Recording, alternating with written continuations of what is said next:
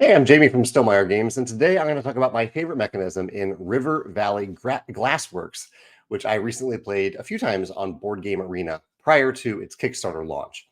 I'll show you what it looks like here. So I'm going to try something a little bit different here. I'm going to show you a few turns from the replay of this game so you can understand how it works. You have a hand of these glass tokens that are different colors and different shapes. And on your turn, you will choose one of those tokens. Let's see if this works out. And you have to place that token on the tile that shows that shape. So these circular tokens, I have to choose one of them and place it on the circle tile. So let's see. Oh, can't do that. I got to play it. There we go. So I played that token over here. And then from either of the adjacent two tiles, you gain all of the tokens from those tiles. Or for one of those tiles, you choose one of the tiles, you gain all the tokens from those tiles. And then you have to place those tokens on your player mat.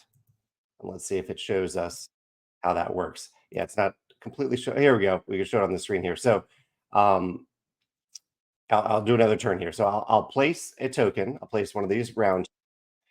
I gained these two tokens, and I need to place them on my board down here. And you place them in the bottom row until that row fills up, or until you start to have duplicate colors. So here, I'll place these tokens down here. And you can see I'm starting to fill up this row. If I gained another yellow, it would started to go up in this column, or the purple in this column. This game has two different types of what I'll call speculation stalling. One of them is this action selection mechanism, or this token selection mechanism, where you might be waiting for one of these tiles to accumulate quite a few tokens before you go after it, before you place one of your tokens next to it to gain all those tokens. You're stalling for it to accumulate tokens. And that feels good when you can get a tile with 3, 4, 5, maybe even 6 tokens on it. The other type of stalling, though, in the game has to do with the valuation of these tokens. And it's not really the valuation isn't the right word. It's how rare they are. So you can see this little chart here. Purple is very common. Purple and white are very common. These two tokens over here, the orange and the yellow, happen to be rare. And the only reason that matters is that you're trying to fill up, specifically, if you want to get a lot of points, you're trying to fill up this last column with as many tokens as possible, max it out to get 35 points. Opposed to this column, if I fill up this column, I'm only getting 5 points, and you don't even score all the columns in the game.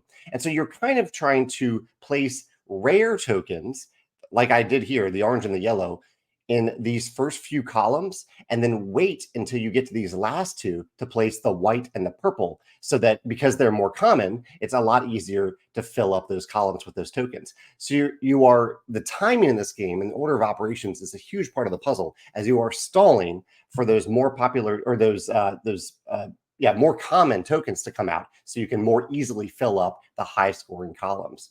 Both elements of stalling in the game, I think, are really interesting. This idea of speculation stalling in two different ways are two areas where I really, really enjoyed Valley Glassworks.